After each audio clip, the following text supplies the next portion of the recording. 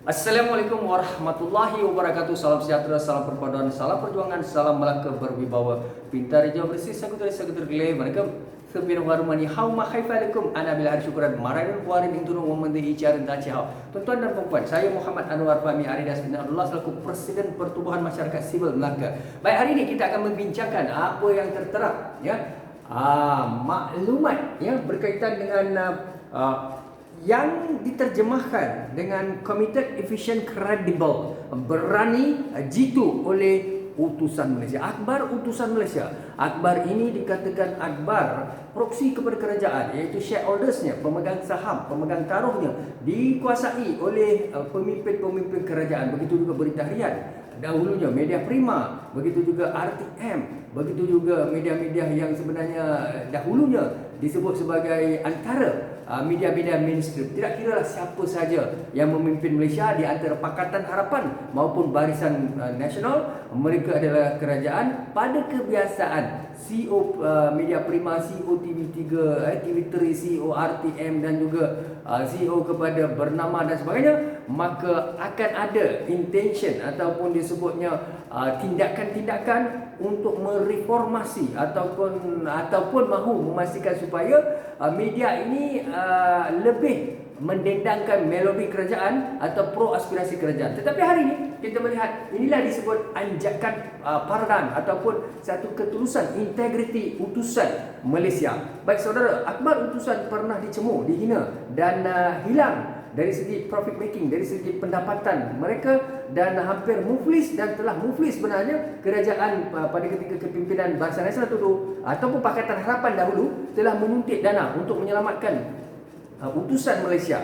Bagaimana utusan dalam keadaan terkapai-kapai untuk membayar gaji kaki tangan dan CEO mereka. Tetapi hari ini kita melihat inilah akhbar di bawah kepimpinan, ya, Yang Amat Berhormat Datuk Seri Ismail Sabri Yaakob, yang mana menunjukkan bahawa belum ada tanda-tanda di mana kenyataan-kenyataan berkaitan dengan tangan gaib kononnya akan sentiasa menguasai judiciary, legislatif dan beliau sendiri sebagai eksekutif kerajaan. Baik saudara, separation of power. Itulah yang saya maksudkan di sini, bahawasanya akhbar utusan Malaysia ini telah melalui satu revolusi. Hari ini kita dapati bahawa dalam laporan khususnya akhbar media cetak, didapati utusan Malaysia antara akhbar yang menyatakan mereka highlightkan atau mereka terjemahkan, menonjolkan keyword, catchy word sebagai attraction, di mana memalukan negara. Apa dia? Muka Datuk Najib. Baik saudara, ini berkaitan rentetan daripada kenyataan ataupun penghakiman yang berlaku di Mahkamah Rayuan yang dikendalikan oleh 3 panel, dan ketua panelnya adalah Hakim Datuk Abdul Karim Abdul Jalil bersama 2 lagi panel yang telah mengekalkan hukuman 12 tahun penjara dan 120 juta perlu dibayar oleh mantan Perdana Menteri Datuk Seri Muhammad Najib Razak. Baik saudara, penghakiman daripada Mahkamah Tinggi dikekalkan oleh Mahkamah Rayuan, dan kemudiannya hampir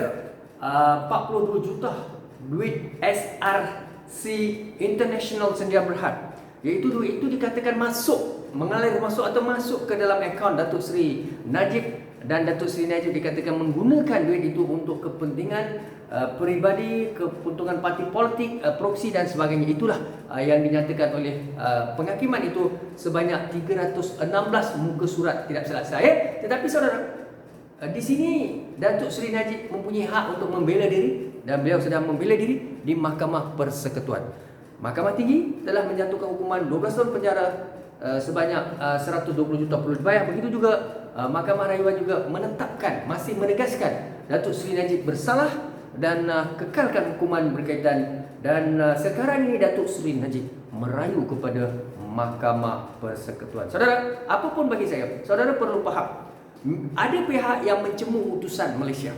Ada pihak yang mencemu mungkin TV3, RTM ataupun Bernama, apa-apa media yang dilihat sebagai proksi kepada kerajaan. Baik, proksi kepada pembangkang mungkin Malaysia kini, mungkin juga Harakah, mungkin juga Keadilan, mungkin juga akhbar-akhbar pembangkang, apa saja Akibat itu mereka mempunyai kepentingan kerana shareholders mereka adalah di mana di antara pembangkang ataupun pemimpin-pemimpin kerajaan. Baik saudara, apa yang perlu kita fahami di sini adalah agenda setting teori, di mana-mana kerajaan atau mana-mana pemegang equity, pemegang saham, mereka ini sebenarnya menguasai, memonopoli editor, gatekeeper, memonopoli pemimpin-pemimpin pengurusan atasan seperti media prima, seperti mungkin utusan berita harian, mungkin juga keadilan, mungkin juga akhbar Harakah dan sebagainya.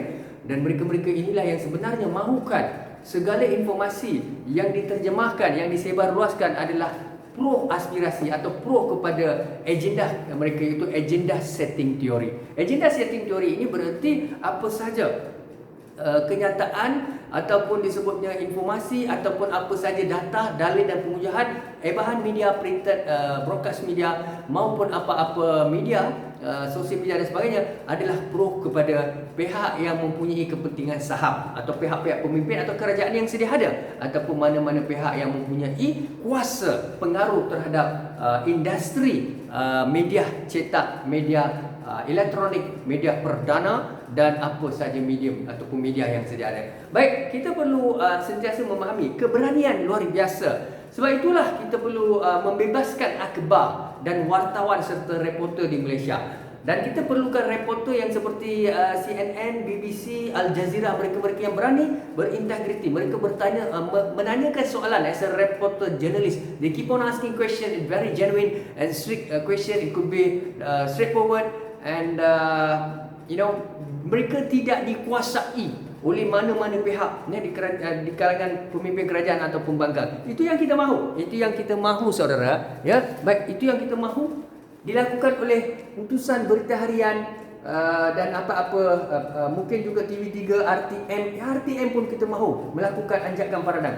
Jangan panggil scholars, professors, think tank, siapa saja memberikan pandangan, tetapi tuan-tuan yang menyatakan apa yang perlu dicakap dan apa yang tidak perlu dicakap terhadap kerajaan ataupun pembangkang atau pemimpin. Kalau itulah yang berlaku, maka tidak sesuai kita memanggil scholars, professors, think tank ataupun mana-mana pihak, individu, opinion leader, presiden NGO dan sebagainya untuk memberikan pandangan, dalil dan hujah, tetapi tuan-tuan yang mengawal apa yang keluar daripada mulut mereka. Jadi itu tidak genuine. Nah, ini yang sedang berlaku.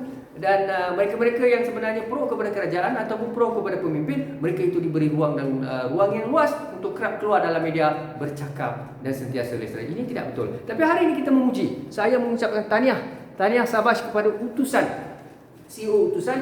Bukan saya anti Datuk Najib. Tuan-tuan jangan salah faham.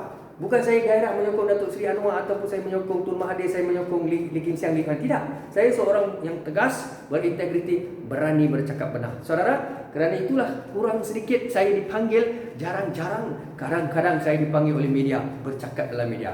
Kerana saya sangat berintegriti, tegas bila bercakap dengan nada suara yang penuh bermaruah dan berprinsip. Tidak akan menjadi pembodek, penjilat ataupun mengampu mana-mana pihak. Itulah prinsip saya. Bagi saya, apabila saya bercakap, datang daripada minda hati sanubari saya dan tidak dipengaruhi oleh mana-mana pihak. Itulah yang saudara perlu faham. Dan kita mahukan media Malaysia, wartawan kita, reporter, jurnalis kita seperti Malaysia Gazette dan siapa-siapa saja mesti independent, transparent. Malaysia kini adalah antara portal yang sebenarnya saya sendiri melihat mereka cuba menterjemahkan berita yang mungkin fleksibel, tetapi kadang-kadang mereka pun memilih-milih. Malaysia kini saya nak sebut, memang ada mereka memilih-milih scholars, professors, think tank, dan ada pihak yang mereka tak, mungkin mereka tidak langsung keluarkan artikel dan juga penulisan sebenarnya. Ini berlaku.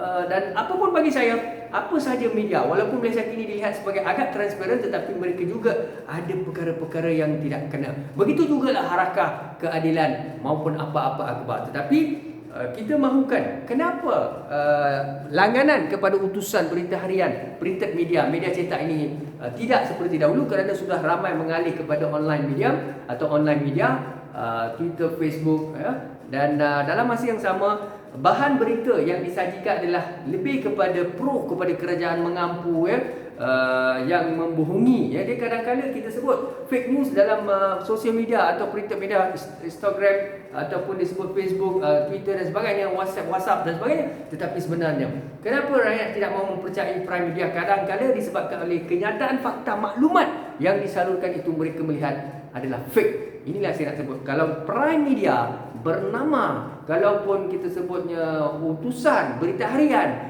kalaupun kita nak mau sebut media prima, apa saja media mestilah bercakap benar, berintegriti. Tapi saya memuji bernama, saya memuji bernama, saya ulang suara, saya memuji bernama kerana mereka berani memanggil beberapa scholars, profesor bercakap isu-isu yang agak sensitif bagi setengah pihak, proksi dan pelobi kerajaan atau pembangkang, kerana mereka cuba mengimbangkan panel-panelnya di antara pro kerajaan yang tidak pro dan mereka yang neutral. Itu terbaik dilakukan oleh bernama TV dan apa saja yang sedang berlaku sekarang ni. Tapi saya memuji sekali lagi kepada utusan Malaysia. Inilah masa kita sebagai rakyat Malaysia, Melayu, India, China, Sabah, Sarawak, Kadazan, Protein asli. Kita menyokong kebebasan akhbar dan wartawan perlu menjaga etika kewartawanan dan jangan mengampu, jangan menyilat, jangan sesekali menagih simpati, mahukan kenaikan pangkat kedudukan. Tuan-tuan tidak perlu memuji. Tuan-tuan mesti mempunyai integriti, maruah, prinsip untuk menerjemahkan ilmu, membina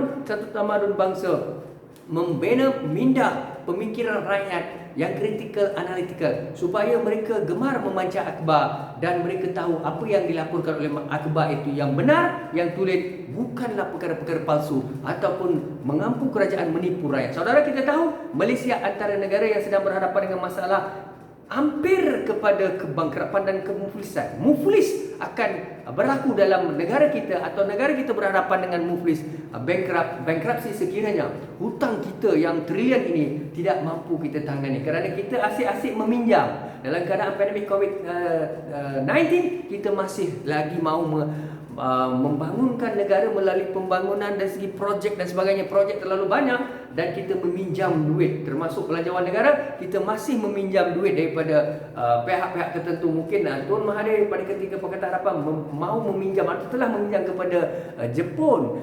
Begitu juga kerajaan kita yang sedia ada, kerajaan Perikatan Nasional Baris PNPN dan seterusnya, kerajaan Yang Muhammad Ismail Sabri Yaakob juga meminjam duit dana untuk belanjawan negara dan sebagainya. Tuan-tuan bayangkan 100 bilion dipinjam dan apa akan berlaku dan hutang kita. Saya sebut berdasarkan kepada maklumat yang saya terima dalam media, dalam pakar-pakar ekonomi yang menyatakan bahawa negara kita hampir bankrupt dan muflis sekiranya kita tidak berhati-hati. Saya ulang suara, negara kita hampir dan mampu muflis sekiranya kita tidak berhati-hati, tidak berbelanja secara berhikmah dan kita membiarkan pemimpin korup, pemimpin kleptokrat. Saya bukan menyerang pemimpin BN UMNO atau PH atau apa-apa pemimpin daripada parti politik mana, siapa saja mereka. Yang pentingnya kita jangan memberi ruang dan peluang kepada mana-mana pemimpin politik, baik Barisan Nasional, Perikatan Nasional, Pakatan Harapan, DAP, UMNO, GPS maupun warisan muda sekalipun, kalau korup kita tolak, kita tidak mahu. Sekali kita beri peluang, kalau tuan-tuan tidak bermaruah, berintegriti, sekali itulah kami tamatkan keyakinan penghormatan terhadap tuan-tuan. Pemimpin korup jangan lagi memimpin Malaysia. Dan syukran dan terima kasih. Assalamualaikum warahmatullahi wabarakatuh.